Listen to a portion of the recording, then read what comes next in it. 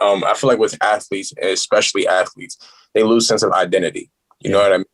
Who I am without my sport, and even certain people in terms of job, like they lose sense of like who am I without my occupation. Me personally, like I highly suggest anybody who struggles with that and the fear of losing whatever it may be in terms of the sport or occupation, man, is do not lose a sense of identity to yourself.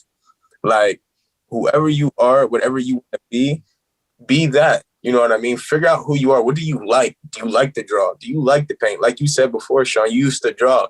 Ask yourself, why did I stop drawing? You know what I'm saying? Like it's small, simple stuff like that. You can't lose identity on who you are truthfully within yourself, because who you have to portray is who you portray. That's up to you. That's how you do things. But who you are genuinely, you got to figure that out. That's the identity thing. And for myself, I found out that I love helping people. That's why I'm here now. Like I genuinely enjoy being in the presence of other people. And with that said, I also know I have high anxiety. I have game anxiety. I have a lot of different types of things, but I learned that over time because I wanted to ask myself these questions, like, who am I? Like, you're not supposed to be perfect as an athlete, but our system allows us to think that you're supposed to be perfect as an athlete. That's not true at all. And if people believe that's true, that sucks, because at the end of the day, you're just human. I'm just good at something. That, like, we're being honest. I'm the same exact person that you are. I'm just really good at doing something a little bit different than what you're good at. You might be really good at writing things. You might be really good at grammar. I suck at English. I'm not great with English. You know what I mean? So with that said, like, respect the fact that as an athlete, you're still a human.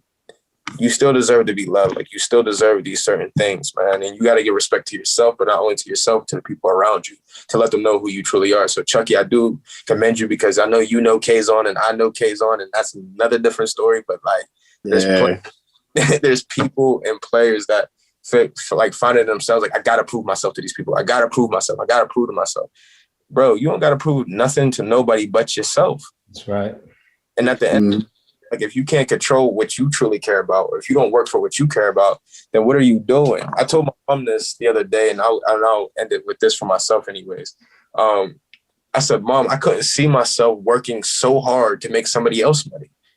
Like, if I'm working hard in any field that I'm doing, I'm working because I have a family that I personally want to feed. I have things that I personally want to do. Even when it comes to football, I understand that we have a business partnership. And with that partnership, I have a goal that I must meet. You know what I'm saying? So with that, that's for my personal goal. That has nothing to do with the fact that you're my coach. I respect that you're my coach. But at the same time, I have things that I have aspirations that I also want to do. I also want to see.